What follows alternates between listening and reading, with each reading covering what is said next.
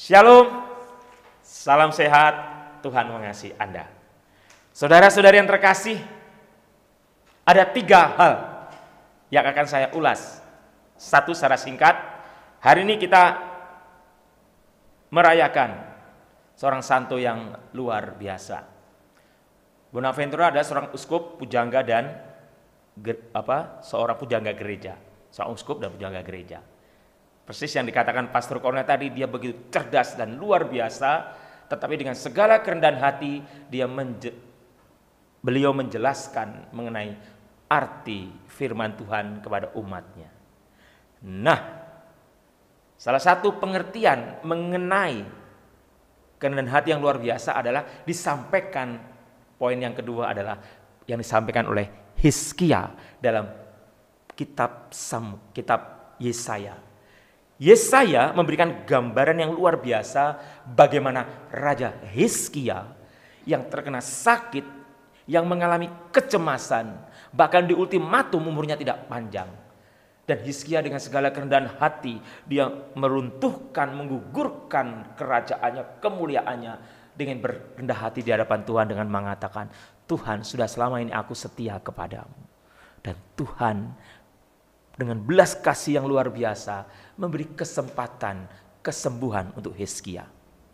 Dan dalam bacaan Injil, poin yang ketiga adalah, saya tidak menggaris bawahi mengenai hari Sabat, tapi saya menggaris bawahi sabda Tuhan Yesus. Yang kukendaki ialah belas kasihan dan bukan persembahan. Saudara-saudari, pesannya apa untuk kita, untuk Anda dan saya? Apa pesan Tuhan hari ini untuk Anda dan saya berkaitan 3 hal tadi? Yang pertama berkaitan dengan kepintaran, kecerdasan, kebijaksanaan, atau juga talenta, kelebihan. Apa yang kita punya itu semua titipan dari Tuhan. Kalau saya pintar, Anda pintar, mungkin Anda kaya, Anda hebat, mungkin Anda ganteng, atau cantik, atau hebat, atau luar biasa, punya bakat-bakat. Pertanyaan saya, dari siapa itu semua? Dari Tuhan, saudara-saudari. Anda mendapatkannya cuma-cuma dari Tuhan. Oh, ada yang protes, tidak Romo, saya belajar, berlatih. Ya, Anda belajar, berlatih, itu kesempatan yang Tuhan beri untuk Anda. Tapi semuanya tetap dari Tuhan. Dan bagaimana kita mempergunakan itu dengan baik. Itu poin pertama. Poin yang kedua, apakah kita memiliki kerendahan hati untuk berpasrah kepada Tuhan? Untuk berani mengatakan, semua yang kumiliki dari Tuhan. Dan yang ketiga, dasar itu semua adalah belas kasih, misericordia, belas kasih. Saudara-saudari, siapapun Anda, siapapun saya, pada saat Anda tidak punya hati yang penuh belas kasih, saya kadang juga bertanya, apakah saya punya belas kasih? Tidak ada artinya seperti kata Rasul Paulus, seperti gong yang berbunyi, canang yang berdenting, seperti apa saja kita luar biasa, tapi tanpa cinta kasih kita ini sia-sia belaka. Karena itulah rahasia masuk kerajaan surga. Dalam bacaan Injil mengenai pengadilan terakhir dikatakan, untuk masuk kerajaan surga sederhana, simple. Apa yang kau perlakukan pada saudaraku yang kecil ini? Pada saat kelaparan, pada saat mengalami kemiskinan, pada saat mengalami di penjara, pada saat mengalami kesulitan dan lain sebagainya. Bagaimana sikap kita terhadap mereka? Itu yang ditanyakan Yesus. Tuhan Yesus tidak bertanya, apa gelarmu? S1, S2, S3, S-teler, enggak. Tuhan tidak tanya, berapa rumahmu? Berapa rekeningmu? Tidak, saudara-saudari. Oh, yang benar Romo, iya. Saudara-saudari, kalau rahasia masuk kerajaan surga, kaya-kayaan, konglomerat yang masuk nomor 1 di surga, saudara-saudari. Percaya tidak? Mereka yang kaya bisa beli kursi di surga, bisa beli villa di surga. Tidak bisa di surga itu, saudara-saudari. Karena untuk masuk kerajaan surga, Yesus sendiri hari ini telah membongkar rahasianya, yaitu belas kasih. Kalau kita tidak punya belas kasih, saudara-saudari, kosong, hampa, saudara-saudari. Adakah belas kasih itu dalam diri Anda? Dan ini tidak mudah, saudara-saudari. Saya pun sebagai Romo berjuang jatuh bangun, banyak jatuhnya, saudara-saudara. Serius ini. Tidak mudah. Wow. Kadang-kadang kita diliputi kebencian, kadang-kadang kita diliputi dendam, sakit hati. Kadang-kadang kita diliputi kekecewaan. Sulit untuk mengampuni, sulit untuk mengerti. Saya pun sebagai romo yang memakai jubah, Pastor Cornel saya yang memakai jubah seperti Batman ini, saudara-saudari, wow, kami pun berjuang, saudara-saudari. Emang mudah berjuang itu? Tidak mudah. Sulit. Jadi saya bisa mengerti meskipun sekarang gereja sekarang tidak terlalu mengajarkan atau tidak menekankan atau mungkin tidak terlalu memfokuskan. Pastor Cornel pasti tahu itu askese. Jadi kita menyakiti tubuh sendiri. Orang-orang kudu zaman dulu itu menyakiti tubuh sendiri. Karena apa? Daging itu inginnya enak, daging itu inginnya mulia, inginnya pokoknya serba enak lah. Perut ingin dikenyangkan, mata ingin dilihat yang enak-enak gitu loh.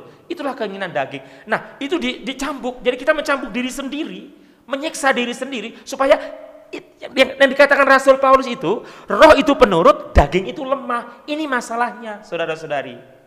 Perjuangan kita itu. Dan setan itu tahu. Setan itu tahu, iblis itu tahu. Bagaimana kelemahan manusia. Hello, saudara-saudari. Makanya ada beberapa setan. Jadi kalau pengusiran setan itu, Yesus kan waktu para murid berkata, guru, ini kok nggak bisa, kami kok nggak bisa menyembuhkan. Yesus berkata apa? Yang seperti ini hanya bisa diusir dengan doa dan puasa. Nah, mengapa kita perlu berdoa? Mengapa kita perlu berpuasa? Berpuasa itu bukan soal diet, bukan soal diet. Saya puasa. Kenapa? Supaya badan saya kurus. Bukan gitulah ya. Puasa untuk apa? Untuk menekan nafsu kita, emosi kita, kebencian kita. Dan kemudian doa. Doa dan puasa. Saudara-saudari, beraskese itu penting. Mati raga itu penting. Untuk apa? Untuk kita punya belas kasih. Itu loh. Karena dikatakan oleh Tuhan, yang ku kehendakilah belas kasihan dan bukan persembahan. Maksudnya bukan berarti Anda tidak boleh persembahan, bukan. Karena orang berpikir kalau saya sudah nyumbang gereja, saya sudah kasih duit pastor, dosa saya diampuni. Enggak gitu juga, keles. Gitu loh. Nyumbang bagus. Tetapi bukan itu ukurannya. Kalau itu ukurannya, saya beritahu, konglomerat nomor 1 masuk surga. Hello, saudara-saudari. Ini penting, saudara-saudari. Tetapi yang diutamakan adalah belas kasih. Otomatis kalau Anda punya belas kasih, kalau Anda seorang kaya raya, Anda akan kasihan dengan pastor Anda, suster Anda, frater Anda, guru-guru agama Anda di paroki Anda. Otomatis kalau orang punya belas kasih, dia tahu pastornya itu tidak punya gaji. Itu loh, gereja itu perlu ditolong, otomatis. Tapi kalau belas kasih tidak ada, yang ada adalah duudes. Saya memberi, saya menerima, saya sumbang loh. Yang penting kepentingan saya tercapai. Itu mohon maaf terjadi saya nggak menghakimi siapa-siapa. Saya nggak nyebut negara, saya bisa nyebut daerah. Itu yang terjadi di Amerika Latin, saudara-saudari.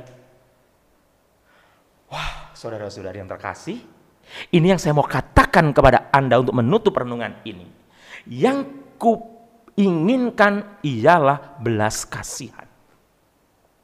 Saudara-saudari, Allah sekian ribu tahun lalu berbelas kasih kepada Hizkia yang berkata, Tuhan, selama ini aku sudah setia. Dan pertanyaannya adalah apa?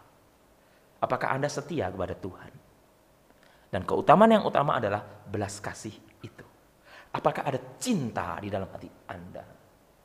Bahasa populernya, bahasa K-popnya itu, Anda selalu sarangio dengan orang gitu. Ketemu orang sarangio, ketemu orang jualan sarangio, repot saudara-saudari. Tetapi di sini sarangionya ini bukan berarti jatuh cinta seperti pemuda yang pacaran, bukan. Ada hati yang tergerak oleh belas kasih. Sebenarnya nggak boleh menceritakan kebaikan saudara-saudari. Tetapi kalau sharing boleh ya Pastor Cornel ya. Kan sharing kan menguatkan. Saya kan belum lama ini cuti toh. Nah saya jalan-jalan saya di dekat Mangga 2 Square. Anda yang tahu Jakarta atau Mangga 2 di Gunung Sahari itu ada jembatan penyeberangan itu banyak pengemis. Nggak tahu Satpol PP-nya itu sejak zaman gubernur yang sekarang di Jakarta itu kurang kerja atau gimana ya. Banyak pengemis lagi, tapi nggak apa-apa lah itu. Saya lihat banyak pengemis itu. Nah, karena saya itu lewat menyeberang itu, ada saya cari di seberang Mangga 2 Square itu, saya lihat pengemis itu di situ kan. Saya belum kasih. Oh, Romo pelit. Enggak, saya belum kasih. Saya mau lihat, ini pengemis itu saya pulang lagi, nanti kan saya lewat situ lagi. Karena saya harus naik busway kan. Saya naik busway murah meriah. Hello, gitu loh kan. Murah meriah naik busway. Karena saya tinggal di Unio Jalan Keramat, saya tinggal di situ, di Unionya para Romo Projo, di situ. Nah, saya ulang lagi, si pengemis itu ada di situ, masih. Dan dia begini, semua orang yang lewat tidak ada yang memberi. Dan saya tahu, nah ada orang berpikir, jangan memberikan ikan, jangan memberikan ini, itu. Mereka malas, jangan-jangan di kampungnya dia kaya, pura-pura jadi pengemis. Oke, itu pikiran kita, itu logika kita berkata, orang itu bohong, orang itu penipu. Hati-hati, Anda terjebak dalam pikiran seperti itu. Mungkin benar, tapi pertanyaannya pada saat Anda terjebak oleh pikiran bahwa dia bohong, bahwa dia pura-pura, bahwa dia dikoordinir, ada gengnya, sebenarnya yang mati hati nurani Anda. Saya katakan dengan tegas, logika Anda mengatakan bahwa orang itu tidak perlu ditolong, mungkin dia bohong, tapi so what gitu loh kalau dia bohong. Tetapi kenapa kamu hanya ngasih 1.000, 2.000 rupiah? Tidak, masalah hati nuranimu, hati nuraniku.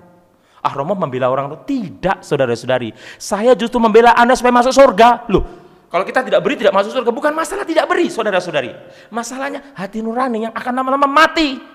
Kenapa? Lihat orang susah, jangan-jangan dia bohong. Itu pernah menipu, itu keluarganya nggak benar, itu pembohong. Kita selalu menghakimi orang, saudara-saudari. Ingat, logika kita bisa membawa Anda ke surga, tapi bisa membawa Anda pada ke neraka. Kita belajar dari Bonaventura hari ini, logika yang cerdas digunakan untuk memuji Tuhan. Amin, saudara-saudari.